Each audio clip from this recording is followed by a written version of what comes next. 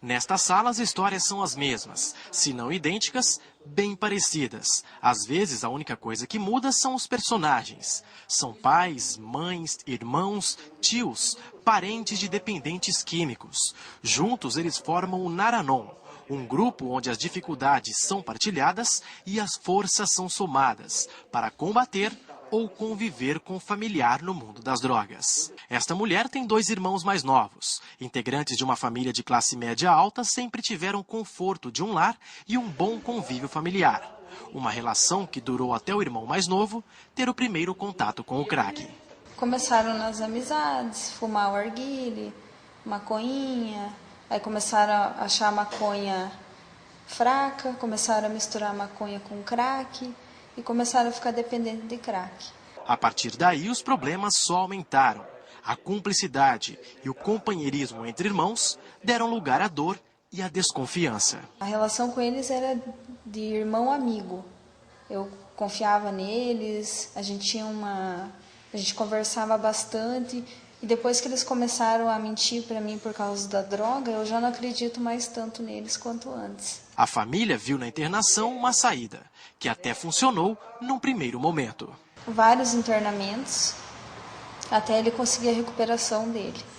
Ele ficou os 9 meses internado, saiu, ficou 2 anos limpo, em recuperação e recaiu com cocaína. Daí teve uma overdose de cocaína. Situação semelhante vive esse pai. Após internar o filho de 22 anos diversas vezes, não acredita que o método poderá livrar o jovem da dependência. Para ser preciso 5 vezes. A última vez que ele foi internado, ele fugiu de lá. Ele não vai mais ser internado porque, para quem internar, ele sabe tudo o que se passa lá dentro. Tudo. Então não adianta internar. A gente se interna ele para a gente ter um período de descanso, umas férias enquanto ele está internado. Mas não resolve. Mas afinal, a internação é ou não válida na recuperação de um dependente químico? Até que ponto isso pode livrar um viciado do crack? As respostas para estas perguntas variam a cada caso. O certo é que isso é uma doença e deve ser tratada como tal. A dependência de substâncias químicas é uma doença mista. Ela tem um componente genético e um componente emocional. Tanto é que tem a dependência física e a dependência psicológica. Deve-se tratar as 2 dependências.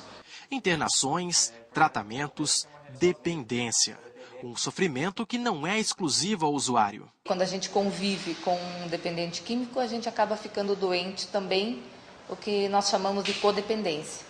E daí nessa sala do Naranon, que ela é exclusivamente para os familiares e amigos de dependentes químicos, é onde a gente se encontra, onde a gente encontra conforto, alívio, apoio das pessoas que têm o mesmo problema que a gente. A codependência vivida pela família e os amigos pode ser tão intensa ou ainda pior que o próprio vício. Os familiares reunidos no Naranon convivem com o problema dentro de casa. Mas aqui, cada história de desespero e sofrimento transforma-se em partilhas de experiências.